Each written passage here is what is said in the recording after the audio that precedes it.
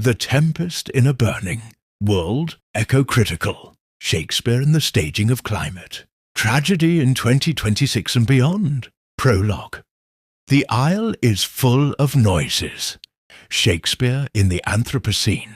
In the year 2026, as the world commemorates the 400th anniversary of Shakespeare's first Folio, a more urgent anniversary looms beneath the celebrations. We are living deeper into what scientists have termed the Anthropocene, the epoch defined by humanity's geological scale impact on Earth's systems. Against this backdrop, Shakespeare's plays are undergoing a profound recalibration in both the academic theatre and the public imagination. No longer confined to questions of individual psychology, political power, or universal humanism, the plays are increasingly being interpreted through the lens of ecocriticism, a critical approach that examines literature in the context of environmental concerns and ecological relationships. This discourse, coalescing under banners like Shakespeare in the Anthropocene, does not merely read environmental metaphors in the texts. It argues that Shakespeare's work is fundamentally entangled with early modern England's own acute experiences of ecological vulnerability, resource anxiety, and a shifting cosmological order. In 2026, this perspective moves from the margins to the mainstream, driving innovative productions and urgent scholarship that make Shakespeare our most compelling contemporary playwright for an age of climate crisis. This paper will explore the emergence and dominance of the ecocritical lens in Shakespeare, studies and performance as a defining trend of the mid-2020s. It will argue that this shift represents not an anachronistic imposition but a recovery of a latent, powerful stratum within the plays that speaks directly to our planetary moment. Through examining specific climate tragedy, productions of King Lear and Macbeth, the intense rereading of The Tempest as a colonial climate parable, and the academic excavation of famine, storm, and blight in plays like Coriolanus, we will chart how Shakespeare is being mobilized to articulate the intertwined collapses of natural and political order, to interrogate the ethics of climate, engineering, and to imagine possibilities for survival justice and resilience on a fragile and warming world. This is Shakespeare for the age of floods, fires, and extinctions. Part 1. Foundations. Why Shakespeare? Why now? The roots of eco-critical thought. The early modern world as ecological crucible. To understand why Shakespeare's work proved so fertile for eco-critical reading, one must first appreciate the ecological consciousness of his own time. The late 16th and early 17th centuries were not a period of static, natural harmony, but of profound environmental stress and conceptual upheaval. The Little Ice Age, c. 1300–1850. Shakespeare lived during some of the coldest decades of this climatic period. The 1590s, when he began his career, were notorious for the Great Frost, harsh winters and failed harvests leading to widespread famine and food riots. The Thames froze repeatedly. This experience of a capricious, punishing climate is embedded in his language. The winds and persecutions of the sky, King Lear. Barren winter with his nipping cold. Love's labours lost. Enclosure and land use change. The acceleration of enclosure. The privatization and fencing of common lands represented a dramatic, often violent, transformation of the English landscape. It displaced rural communities, intensified agricultural production for profit, and created a new awareness of land as commodity rather than commonwealth. The conflict between traditional, communal relationships with land and an emerging, exploitative model echoes in the forest of Arden, the blasted heath, and the divided kingdom. The new philosophy and cosmological anxiety. The Copernican revolution destabilized the Ptolemaic, geocentric universe, challenging the concept of a harmonious, hierarchical chain of being that linked the microcosm, man, to the macrocosm, the cosmos. If the heavens were no longer a perfect immutable order, then the correspondence between human disorder and natural disorder, a central tenet of Elizabethan thought, took on new, terrifying meanings. Macbeth's unnatural regicide literally disturbs the natural world. 'Tis unnatural, even like the deed that's done. On Tuesday last, a falcon, towering in her pride of place, was by a mousing owl hawked at and killed. Colonial expansion and resource extraction. The burgeoning colonial projects, particularly in the New World, introduced a potent new dynamic.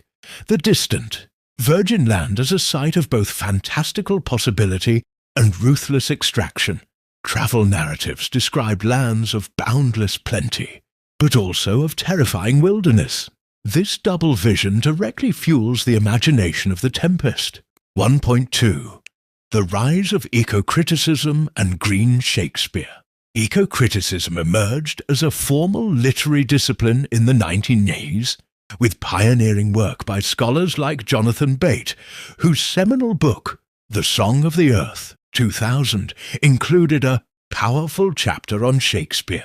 Bate argued that Shakespeare's poetry often embodies an eco-poetic that celebrates the independent, creaturely life of the natural world, separate from human utility. Following Bate, a wave of green Shakespeare scholarship in the early 21st century explored topics such as animal studies and the human-animal boundary in A Midsummer, Night's Dream, or King Lear, botanical and herbal knowledge in the plays, pastoral and Georgic modes, and their interrogation in the comedies and late plays. Environmental ethics in the treatment of land and resources. By the 2010s, as the scientific consensus on anthropogenic climate change solidified and its effects became increasingly visible, the field pivoted towards the more politically urgent and historically specific framework of the Anthropocene. This term, popularized by atmospheric chemist Paul Crutzen, posits that human activity has become the dominant geological force. Ecocritical Shakespeare scholarship began to ask, how do the plays register early modern proto-Anthropocene thinking? How can they help us narrate, conceptualize, and respond to our current crisis? 1.3 2026, The Converging Moment. The 2026 quadricentennial of the first Folio provides a unique cultural catalyst. Anniversaries are moments of both reflection and projection.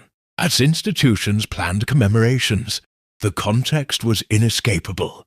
A world of unprecedented wildfires, hurricanes, droughts, and mass displacements. Theatres, often at the forefront of social discourse, found in Shakespeare's language of disordered nature a terrifyingly apt vocabulary for the present. Simultaneously, academic conferences, seeking relevance and impact, increasingly framed their themes around crisis. Thus, Shakespeare in the Anthropocene moved from a niche panel topic to a plenary theme. The folio itself, as a material object made from rags, recycled linen, and ink, invites reflection on early modern resource cycles and the environmental cost of textual preservation. In 2026, the ecocritical lens is not one trend among many. It is the dominant interpretive framework through which the urgency and relevance of Shakespeare is argued and felt. It is Part 2. Climate Tragedy. Staging collapse in King Lear and Macbeth. In 2026, the term climate tragedy is not just a descriptor, but a directorial and critical category. It denotes productions that explicitly draw parallels between the plays, internal ecological catastrophes and our external global one, foregrounding themes of unsustainable extraction, intergenerational betrayal, and systems pushed past their breaking point. 2.1 King Lear, crack nature's molds. King Lear is the preeminent climate tragedy of the canon. Its plot is propelled by an act of catastrophic division, the fracturing of a kingdom that triggers a literal and metaphysical unravelling of the natural world. The heath is not merely a setting for Lear's madness. It is the manifestation of a broken contract between sovereign and land, father and child, humanity and shelter. 2026 production concept, Lear as Resource War. A landmark 2026 production at, for instance, the Royal Shakespeare Company, or Berlin's Schaubühne, stages the play as a parable of late-stage capitalism and climate collapse. Setting, a near-future derelict state. The map Lear divides is not parchment, but a digital hologram showing resource grids, water tables, fertile land, energy networks. Goneril and Reagan are not just ambitious nobles, but corporate oligarchs. Their courts sleek, bunker-like environments with controlled air and artificial light, in stark contrast to the exposed, polluted outdoors. The storm. The famous storm scene becomes the central spectacle. Instead of theatrical wind and rain, it is rendered through overwhelming sound design. The roar of wildfires, the crash of collapsing ice shelves, distorted weather alerts, and immersive video projections of climatic chaos. Lear's blow winds and crack your cheeks is not an invocation of pagan gods, but a scream of rage at an indifferent, feedback loop-driven atmosphere. The land itself as character. The heath is a degraded landscape. Skeletal trees, polluted pools, the detritus of consumer society. Edgar's transformation into Poor Tom is not just a disguise but a necessary adaptation to a new, harsher ecology. His catalogue of fiends, Obidicate, Hobbididance, Mahu, might be reinterpreted as the demons of modern crisis. Drought, flood, fire, famine, ecological justice and the ending. The production emphasizes the play's brutal distributive injustice. The suffering is not evenly shared. While Lear and Gloucester experience the raw elements, the corrupt rulers remain insulated until their own internal collapse. Cordelia's return, often a moment of fragile hope, might be staged with her leading a band of climate refugees, offering not just personal forgiveness, but a model of communal care in a broken world. Her death, then, extinguishes that specific hope, leaving the audience with Edgar's bleak injunction to speak what we feel, not what we ought to say. A call for bearing witness to loss in an age of ecological grief. Academic corollary. Scholars in 2026 delve into the play's language of geontology, the being of the non-human. They analyze nature in Lear as an active, responsive, and ultimately punitive force. The concept of the world, itself being made nature's enemy, is read as an early modern intuition of humanity becoming a geophysical force at odds with its own life support systems. The play's obsession with nothing, need, and exposure is linked to discourses of sustainability and bare survival. 2.2 Macbeth. The earth was feverish and did shake. If Lear presents a slow unravelling, Macbeth offers a violent, accelerated rupture.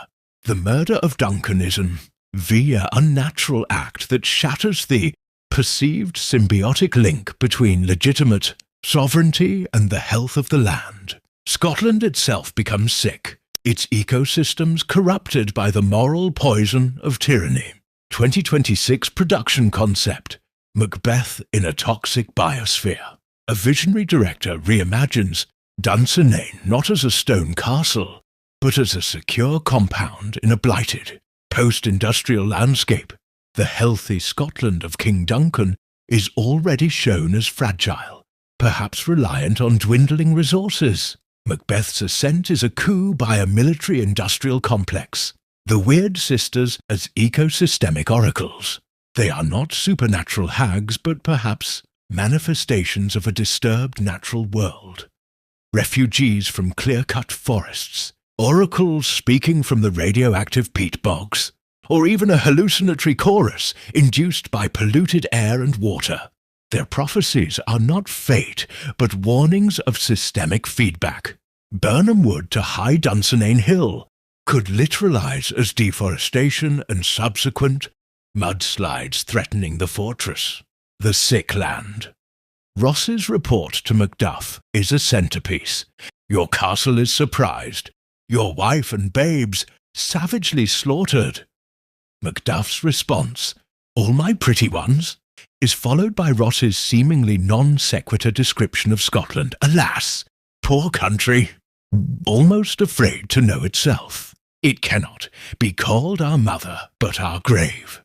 In this production, these lines are cut together, visually linking the murder of the family to the murder of the land. The sore and sickly light, the deadly. Groans of widows. These are the symptoms of a nation whose ecology and social fabric have been simultaneously destroyed. Lady Macbeth Spot as pollution. Her famous, out-damned Spot soliloquy transcends guilt to become an allegory for toxic legacy. The smell of the blood is the ineradicable contamination of the environment like PCBs or radiation that no perfume can mask. Her suicide is an ecological as well as a personal collapse, a hollow restoration. The victory of Malcolm and the English forces is not a triumphant return to order. The final image might be of the new king surveying a scorched earth, the human cost catastrophic, the land's recovery uncertain for generations. Malcolm's promise to bring healing is met with profound skepticism, asking the audience, can a political solution mend an ecological wound? Academic corollary.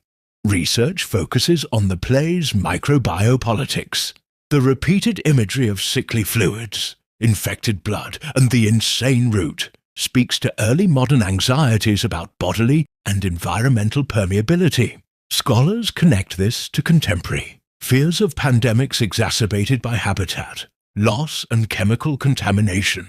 Macbeth becomes a study of how violence against the body politic metastasizes into sickness. In the physical body of the land, Part 3, This Bare Island. The Tempest as the ultimate Anthropocene parable. No play is more central to the 2026 ecocritical conversation than The Tempest. Its island setting, its magician-engineer protagonist, its themes of colonization, mastery, and survival make it a perfect and highly contested text for the age of climate change. Prospero as climate engineer and colonizer. The dominant 2026 reading firmly positions Prospero not as a benign sage, but as a figure of Anthropocene authority, the technocrat who manipulates nature, the storm, the island's ecosystems, for a personal political end, revenge and restoration, with devastating collateral damage. The storm as geoengineering. The opening Tempest is not a natural event, but a deliberately conjured catastrophe. It is a precise targeted weather weapon. In production, it might be staged as the product of a glowing, arcane console, with Prospero as a climate modeler running a simulation that spills into reality. This raises immediate ethical questions.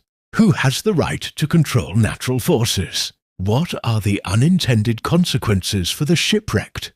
Climate migrants, vulnerable populations, knowledge as power and extraction.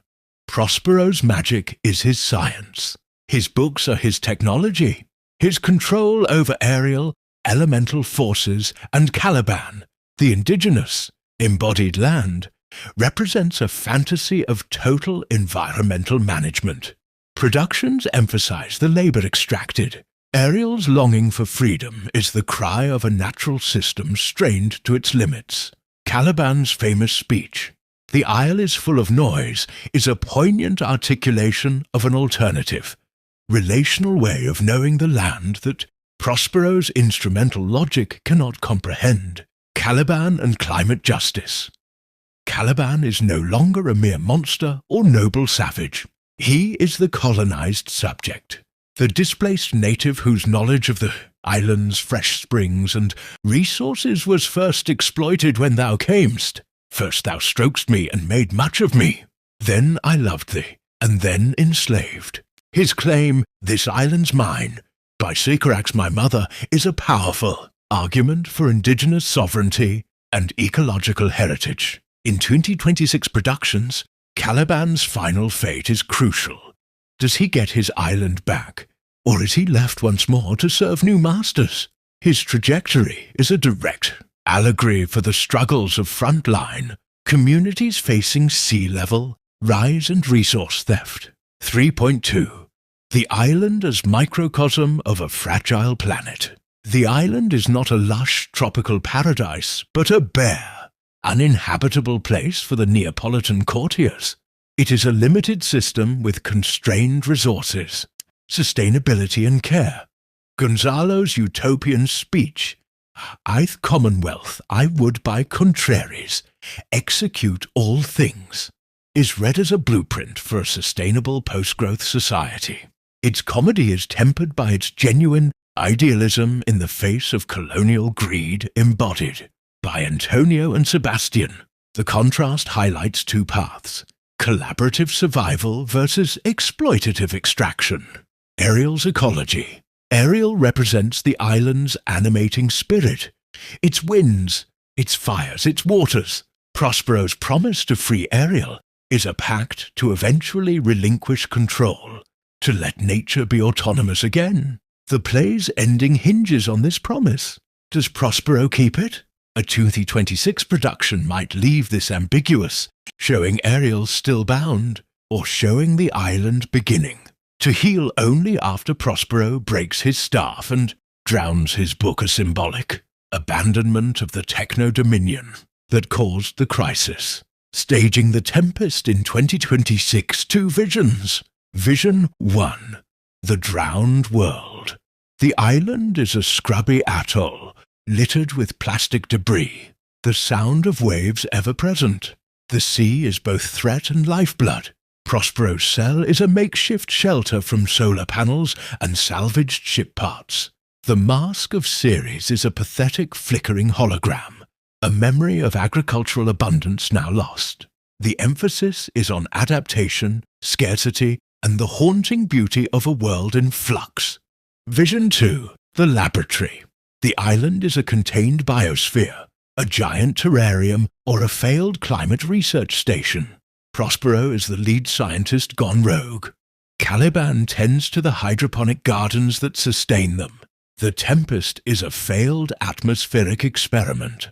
This staging foregrounds the hubris of believing we can fully engineer our way out of crisis. In both visions, the final act's plea for mercy and forgiveness, as you from crimes would pardoned be, Uhura, let your indulgence set me free, is directed as much to the audience and the planet as to the fictional characters. Prospero's epilogue becomes a request for absolution for the sins of the Anthropocene.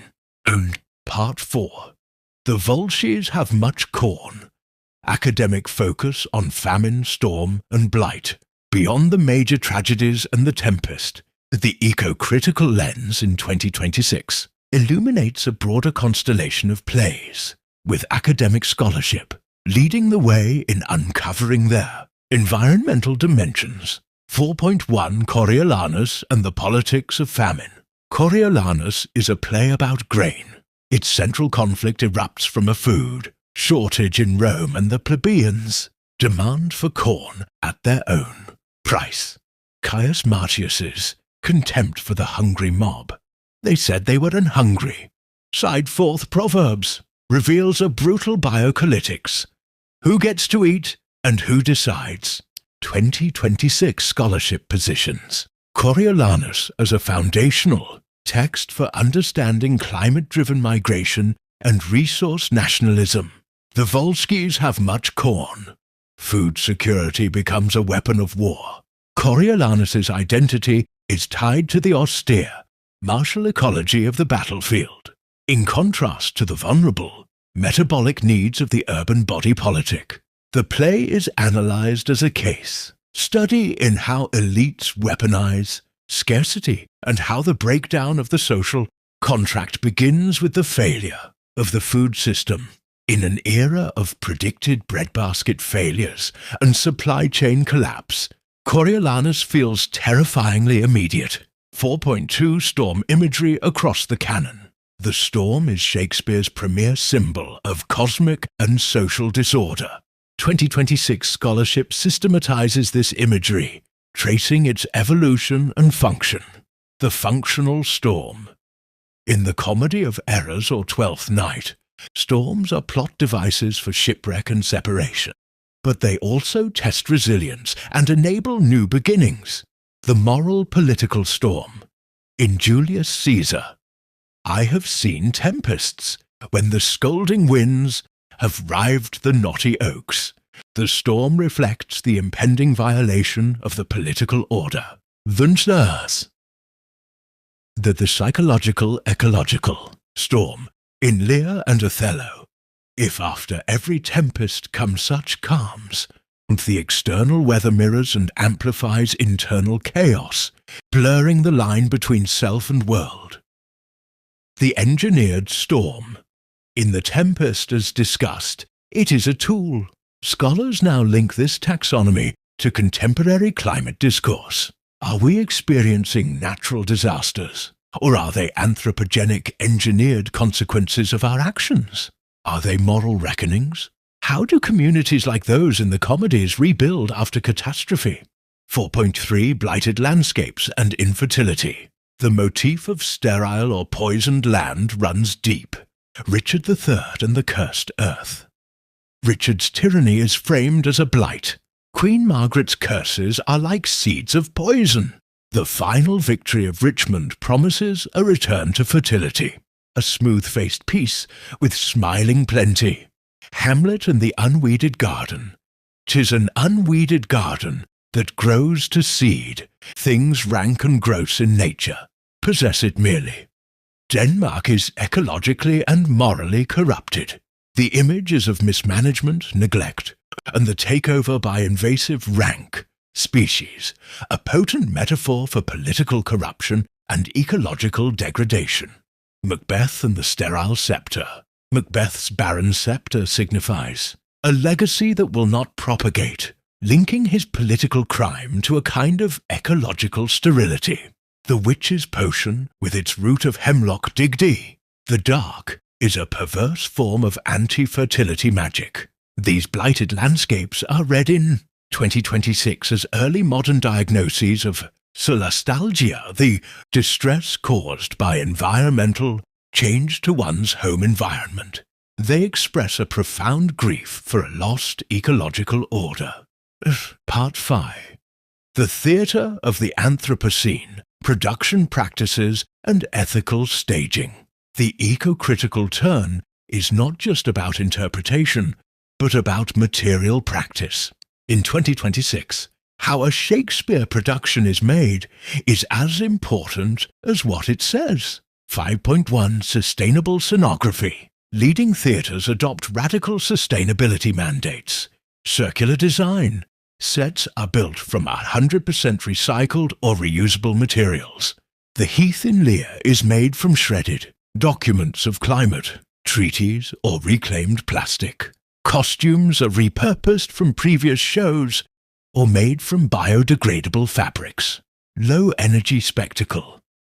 The storm is created not with massive, power-hungry fans and water pumps, but through the choreographed movement of actors with fabric, through sound and through suggestive, low-light projections. The focus shifts from visual realism to visceral, imaginative impact.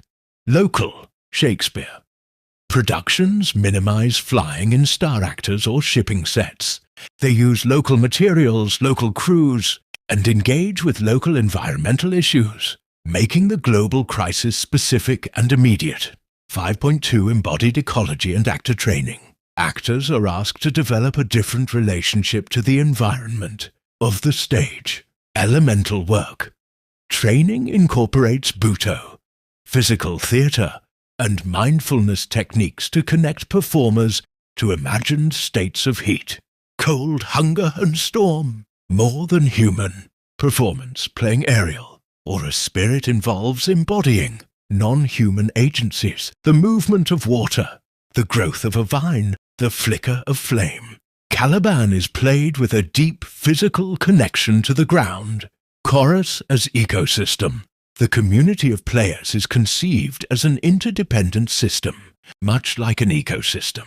The health of the performance depends on the care and balance between all its parts. 5.3 Audience as community and witness.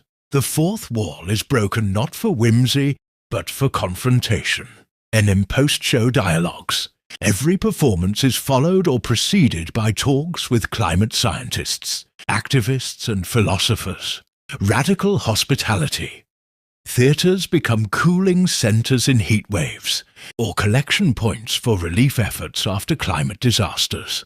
Physically enacting the communal care the plays often depict as missing. Theatre of the oppressed techniques. Audience members might be invited to improvise. Alternative endings. How would you restore the land?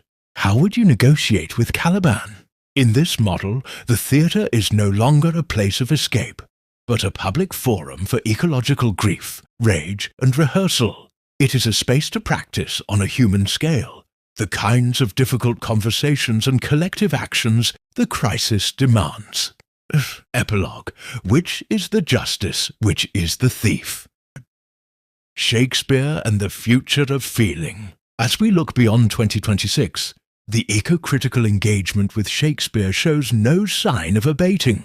If anything, as the physical and political realities of climate change intensify, the need for stories that help us process this reality will only grow. Shakespeare's enduring power lies in his unparalleled capacity to give complex, contradictory, and beautiful language to the extremes of human experience. In the Anthropocene, those extremes include our relationship with a planet we have fundamentally altered.